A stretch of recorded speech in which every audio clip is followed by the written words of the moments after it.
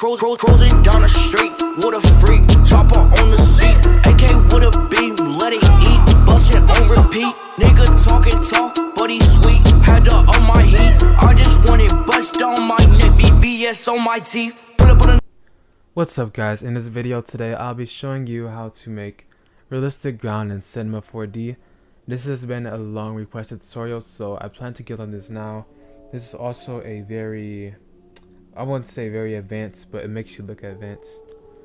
I'm just bringing it to the scene because not many people currently do it in our community or whatever. So yeah, let's get right into it.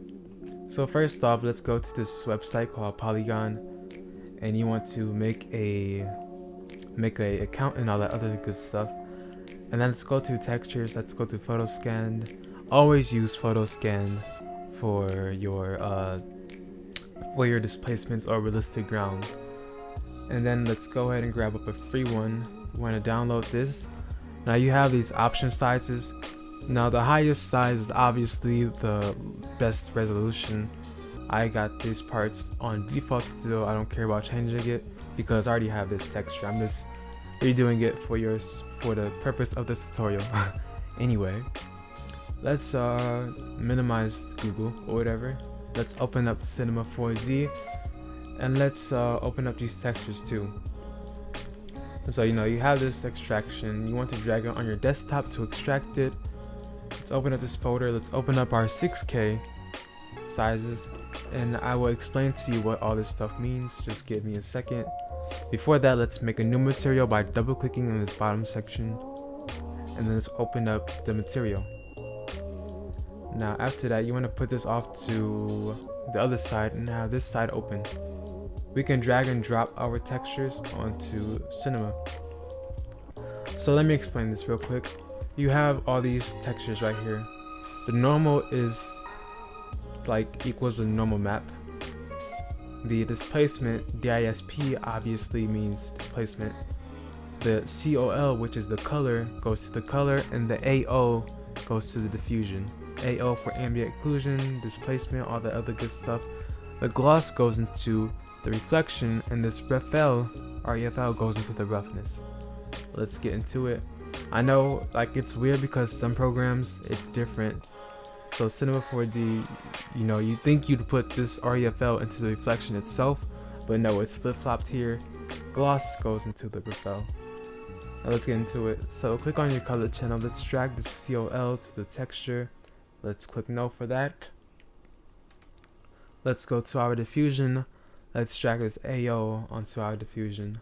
Let's click no on that. Let's go to our normal map. Let's check that, and let's drag our NRM onto there. Also, sometimes you will get a bump map too, so you'll want to drag that onto the bump. It will either have BMP on it or just bump itself because reasons obviously.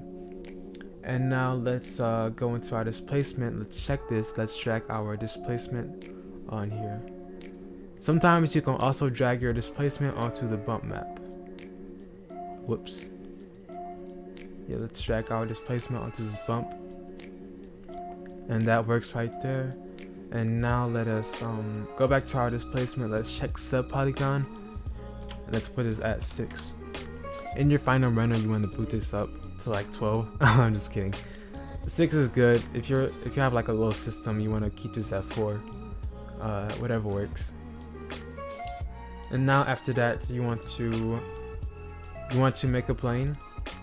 And now we have to make sure our plane is the size of this texture.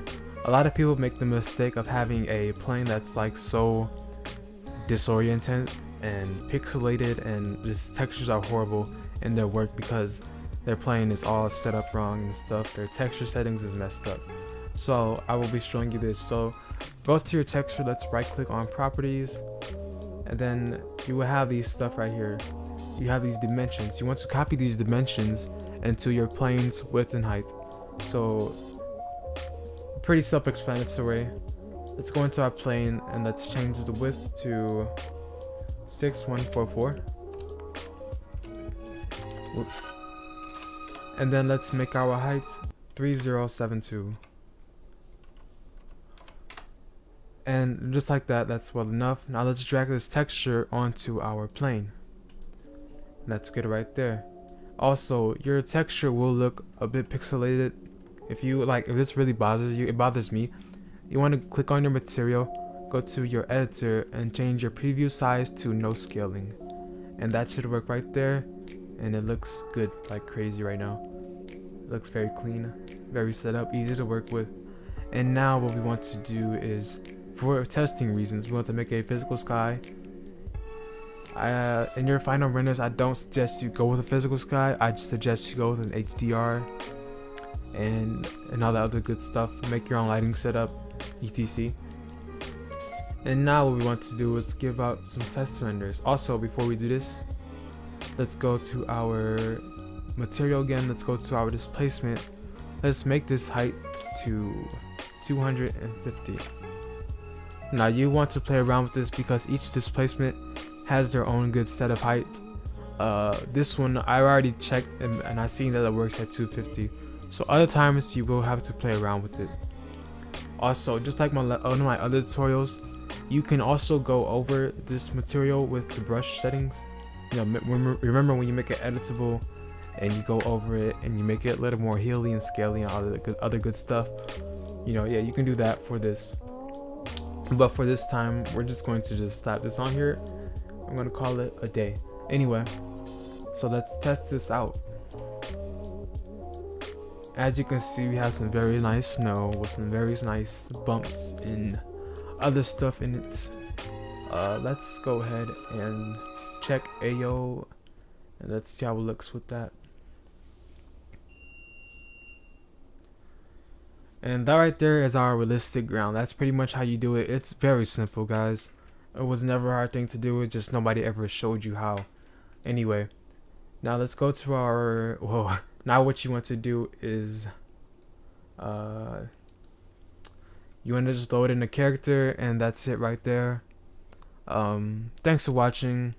Remember to like and subscribe. More tutorials will be coming soon, probably tomorrow or tonight, I don't know. Just stay tuned. I know I've been inactive, but yeah, that's it for today's tutorial. That's how you make the realistic ground. Remember to like and subscribe, and I'm out.